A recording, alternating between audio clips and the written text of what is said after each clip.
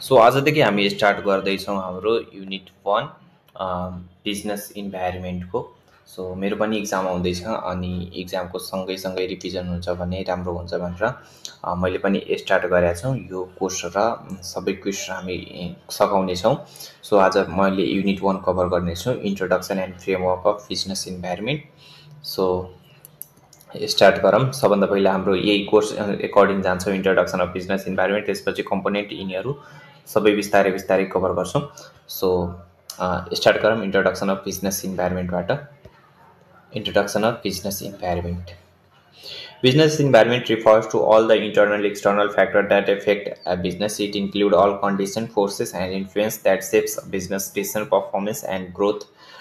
Business environment भनेको बिजनेसको अगाडि पछाडि भित्र बाहिर भएको सबै कन्डिसन जसको इफेक्ट बिजनेसमा पर्छ त्यसलाई हामी बिजनेस इन्भाइरोमेन्ट भन्छौँ। Simple meaning, the business environment is the surrounding atmosphere in which a business operates. Example for a clothing store, customer preference, government tax, competition, technology, shopping, all are the parts of business environment. Suppose तपाईँको कपडाको दोकान छ भने कस्टमरको test होइन, के किन्नु मनपर्छ कस्टमरलाई, गभर्मेन्टको ट्याक्स, कम्पिटिटरको प्राइस, टेक्नोलोजी, यो सबै हजुरको त्यो बिजनेस इन्भाइरोमेन्टको पार्ट हो। यो सबै कुराहरू बिजनेस इन्भाइरोमेन्टकै पार्ट हो। सो एकचोटि चाहिँ भनिदिन्छु बिजनेस इन्भाइरोमेन्ट भनेको के हो। बिजनेस इन्भाइरोमेन्टको जस्तो पनि कुराहरू छ जसमा बिजनेसहरू चलिरहेछ र जसले बिजनेसको डिसिजन, पर्फर्मेन्स र ग्रोथलाई एफेक्ट गर्छ, त्यो नै हाम्रो बिजनेस इन्भाइरोमेन्ट हो। यो हाम्रो भयो। अब अर्को बढौँ, component of business environment. Component of business environment, यसलाई म हाइलाइट गरिदिन्छु। Business environment has two main component. एउटा त हाम्रो इन्टरनल इन्भाइरोमेन्ट छ, अर्को एक्सटर्नल इन्भाइरोमेन्ट छ। Internal environment, this are the factor inside the business and the business can control them. बिजनेसले कन्ट्रोल गर्न सक्छ। Employee, management, organisation culture, company goal, vision, mission, internal resource, finance, equipment, technology, यिनीहरू भयो होइन। Example, skilled employee improve performance, weak management harm the business. So यो भयो example. Skilled employee, त्यो skilled इम्प्लोइले बिजनेसको हाम्रो पर्फर्मेन्स इम्प्रुभ गर्न सक्छ। त्यस्तै विक म्यानेजमेन्ट भयो भने हाम्रो बिजनेसलाई हार्म गर्छ। यो भयो हाम्रो इक्जाम्पल। र एक्सटर्नल इन्भाइरोमेन्टमा these factor are outside the business, they can't be controlled but the business must adapt to them. यो एक्सटर्नल इन्भाइरोमेन्ट भयो। यसमा हाम्रो म्याक्रो इन्भाइरोमेन्ट छ, माइक्रो इन्भाइरोमेन्ट छ, क्लज एक्सटर्नल फोर्सेस हुन्छ। यिनीहरू क्लज हुन्छ एक्सटर्नल फोर्सेसबाट र यिनीहरू ब्रोड हुन्छ। माइक्रो इन्भाइरोमेन्ट ब्रोडमा पोलिटिकल पेस्ट पर्छ होइन, सिम्पली यसमा पेस्ट पर्छ। Political factor, economic factor, social culture factor, technology factor, legal rule regulation, natural environment factor, global factor, जुन हामीले पछि पनि डिटेलमा पढ्नुपर्छ यिनीहरू। अनि यो माइक्रो इन्भाइरोमेन्टमा कस्टमर पर्छ, कम्पिटिटर पर्छ, सप्लायर पर्छ, इमिडिएटरी, होलसेलर, रिटेलरहरू पर्छ, पब्लिकहरू पर्छ, local community, media. Example, when a competitor reduce it price, you may also have to adjust your pricing strategy. कम्पिटिटरले प्राइस घटायो भने हाम्रो स्ट्राटेजी बदलिनुपर्छ, हामीले पनि प्राइस घटाउनुपर्छ या फिर हामीले अफर एड गर्नुपर्छ ताकि हाम्रो बिजनेस राम्रो रन गरोस्। अनि त्यसपछि यहाँ रहेछ न्यू, यसको इक्जाम्पल माइक्रो इन्भाइरोमेन्टको, यसलाई यो भनेर हामी पनि याद गर्न सक्छौँ, PESTAL, पिस्टल। पी भनेको political, economical, social, technological, legal, global factor, यो यतिकै याद गर्नु होला। New technology like online payment system influence how business operate, यसको इक्जाम्पल भयो। नम्बर 3 मा रहेछ हाम्रो classification of business environment. Business environment can be classified into the flowing.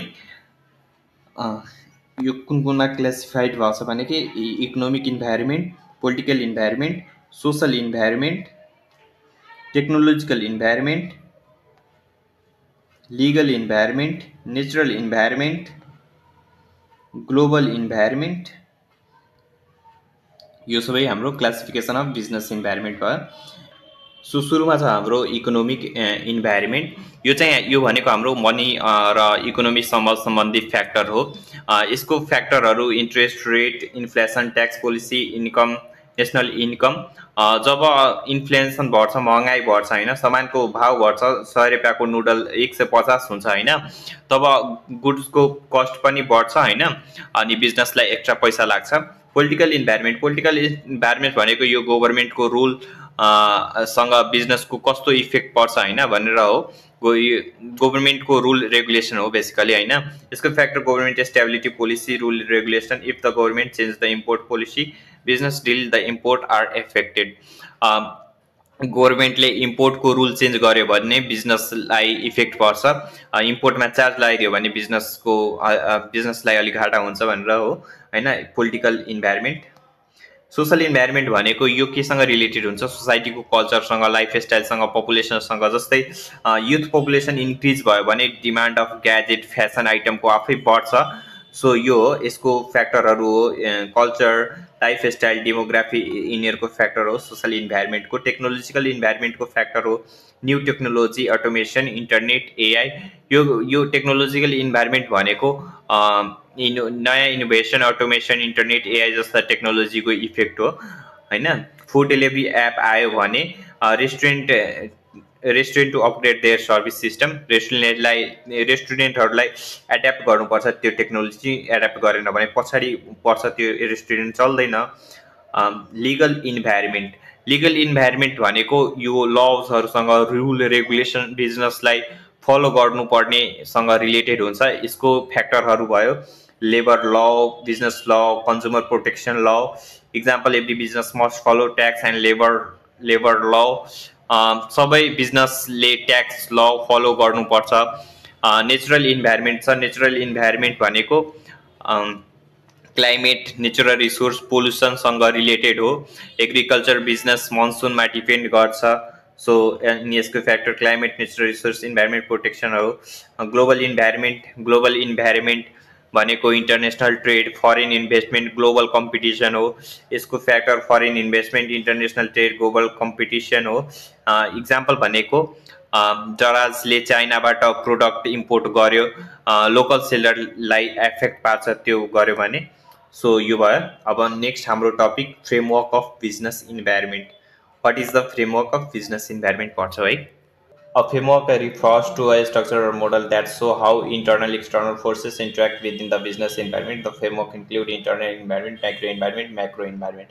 Framework भनेको बिजनेसको इन्भाइरोमेन्ट कसरी काम गर्छ भनेर देखाउने मोडल होइन। यो तीनवटा पार्टमा छ, इन्टरनल, माइक्रो, म्याक्रो, जुन माथि पनि हामीले हेरेका थियौँ। इन्टरनल इन्भाइरोमेन्ट भनेको बिजनेसभित्रको थिङ्सहरू होइन, जस्तै इम्प्लोइ म्यानेजमेन्ट, रिसोर्सेस होइन, स्टाफको स्किल भयो, यिनीहरूको इक्जाम्पल। स्टाफको स्किल राम्रो बनायो भने बिजनेस राम्ररी चल्छ। सो माइक्रो इन्भाइरोमेन्ट भनेको बिजनेसको नजिकको एक्सटर्नल फ्याक्टर, जस्तै कस्टमर, सप्लायर, कम्पिटिटरहरू भयो। कम्पिटिटरले प्राइस घटायो भने तपाईँले पनि प्राइस घटाउनुपर्छ या त अफरहरू एड गर्नुपर्छ। माइक्रो इन्भाइरोमेन्टमा त्यो एक्सटर्नल फ्याक्टरको नजिकको। म्याक्रो इन्भाइरोमेन्ट भनेको बिजनेसभन्दा बाहिरका फ्याक्टरहरू, जस्तै इकोनोमी, गभर्मेन्ट, टेक्नोलोजी, कल्चर, यिनीहरू भयो। देशमा रिसेसन आयो त्यति बेला यिनीहरू हो होइन। पर्पस अफ द फ्रेमवर्क, किन यो इम्पोर्टेन्ट छ, why important, understand how different forces affect the business. बुझ्नको लागि केले बिजनेस एफेक्ट गरिरहेछ होइन, बुझ्नको लागि हामीले केले बिजनेस एफेक्ट गरिरहेछ। Helping strategic planning, future plan बनाउनको लागि, राम्रो डिसिसन, इम्प्रुभ डिसिसन मेकिङ, राम्रो डिसिसन लिनको लागि यो इम्पोर्टेन्ट छ। अब next topic environmental scanning. Environmental scanning पढौँ है। Environmental scanning means continuously studying and observing the business environment, meaning it is the process of collecting, analyzing, interpreting information to identify potential opportunity and threats. Example, if a new law is introduced, business must analyze it and prepare accordingly. Environmental scanning भनेको surrounding इन्भाइरोमेन्टको information continuously study गर्ने, observe गर्ने प्रोसेसहरू हो होइन। Example भनेको नयाँ त्यो ल आयो भने बिजनेसलाई त्यो मस्टली त्यो इन्फर्मेसनलाई एड्याप्ट गर्नुपर्छ, प्रिपेयर गर्नुपर्छ, इन्फर्मेसनलाई स्क्यान गर्नुपर्छ, के इम्पोर्टेन्ट छ भनेर निकाल्नुपर्छ होइन। अनि अर्को छ हाम्रो next topic process of environmental scanning. के रहेछ प्रोसेस? मोनिटरिङ, सबभन्दा पहिला अब्जर्भ गर्ने हैन, मोनिटरिङ, त्यसपछि कलेक्टिङ इन्फर्मेसन, त्यसपछि एनालाइज गर्ने, त्यसपछि त्यसलाई फोरकास्ट गर्ने, एसेस्टिङ इम्प्याक्ट, मेकिङ डिसिजन, लास्टमा डिसिजन लिने।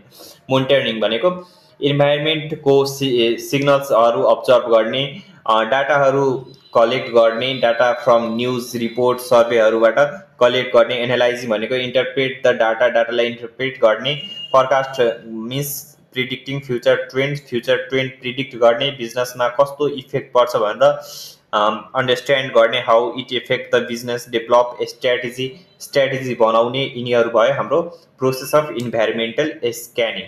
अब हाम्रो टेक्निक पढौँ, technique of environmental scanning.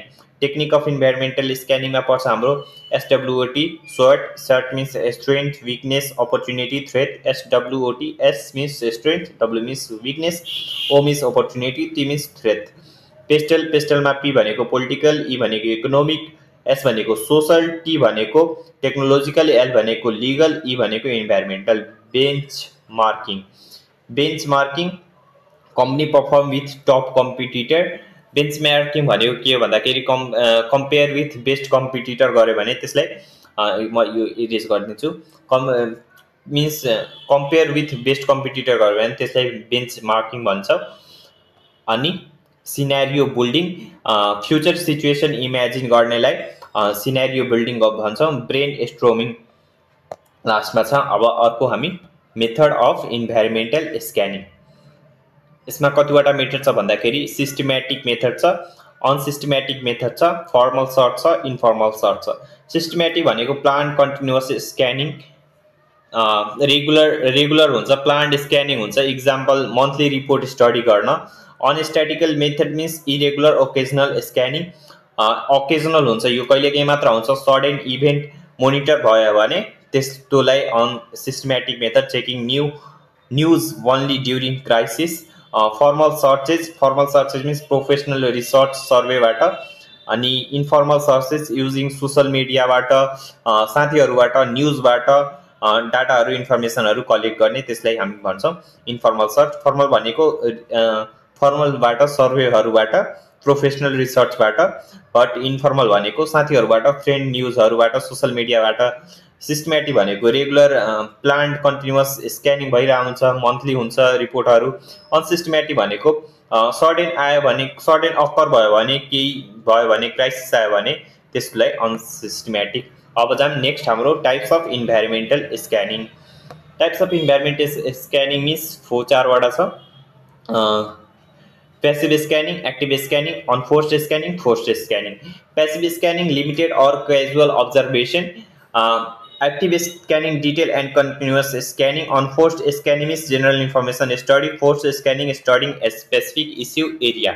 passive scanning limited observation हुन्छ, active scanning means careful and continuous scanning हुन्छ हैन, भइरा हुन्छ। unforced scanning means general information focus हुन्छ, focused scanning means specific topic मा स्टडी हुन्छ। So our next topic, emerging business environment in Nepal. Nepal business environment is rapidly changing. Major emerging trends include digital transformation, startup growth, global competition, policy reforms, youth dominated population, tourism growth, infrastructure development. So हाम्रो यति रहेछ। At first digital transformation. So digital transformation में economy, online banking, digital wallet भयो हैन, digitally transform. Then after startup growth, IT service, riding sharing, food delivery business. Startup ग्रोथमा नेपालमा IT company र new startup धेरै आइरहेको छ। Food delivery service like food मान्डोहरू पपुलर भइरहेको छ। राइड शेयरिङ एप पठाओ, इन्ड्राइभले ट्रान्सपोर्ट इजी बनाएको छ। Global competition, global competition increase and import product entry of international brand। नेपालमा फरेन प्रोडक्ट इम्पोर्ट भइरहेको छ, इन्टरनेसनल ब्रान्ड पनि नेपालमा इन्ट्री भइरहेको छ र त्यसले गर्दा लोकल बिजनेसले कम्पिट गर्नु परिरहेछ त्यसले गर्दा हैन। Policy reforms, new tax system, government program supporting MSME। गभर्नमेन्टले न्यू ट्याक्स सिस्टम इम्प्लिमेन्ट गरिरहेको छ। MES MES स्मल बिजनेसलाई सपोर्ट प्रोग्राम चलिरहेको छ। It means youth dominating population, more demand for gadget, fashion, education, technology, youth धेरै छ नेपालमा। So त्यसले गर्दा हाम्रो स्मार्टफोन, ग्याजेटहरू, फेसन, एजुकेसन, टेक्नोलोजीहरू डिमान्ड यिनीहरूको बढिरहेछ। Rising tourism growth, increasing hospitality, travel and recreation business, tourism grow भइरहेको छ। त्यसले गर्दा होटल, एयरलाइन्स, इन्टरटेनमेन्ट बिजनेस पनि ग्रो भइरहेछ। Infrastructure development, improving road, hydro power, telecom and internet service, hydro power, रोड्सहरू, टेलिकम नेटवर्कहरू बेटर भइरहेको छ। बिजनेसहरू इजियर बनिरहेको छ आजकल। सो समरीमा भन्दाखेरि नेपालको business environment digital, young, competitive and fast growing भइरहेको छ, जसमा नयाँ अपर्च्युनिटी र च्यालेन्जेसहरू धेरै छ। सो यो भयो हाम्रो युनिट 1 कम्प्लिट, अनि नेक्स्ट भिडियोमा हामी युनिट 2 पनि कम्प्लिट गर्नेछौँ। सो यो यति थियो हाम्रो युनिट 1 मा। यो लगभग 15 मिनटको भिडियो छ हैन, अनि नेक्स्ट भिडियो हामी पनि 15 मिनट या लेस देन 15 मिनटमा कभर गर्न कोसिस गर्छौँ, या जति लागोस्, तर वी विल कभर अल। अनि भिडियो राम्रो लाग्यो भने लाइक सब्सक्राइब गरिदिनु होला। मेरो पनि इक्जाम आइरहेछ, सँगै रिभाइज गरौँ भनेर भिडियो बनाइदिएको। सो लाइक गरिदिनु होला, सब्सक्राइब गरिदिनु होला च्यानललाई।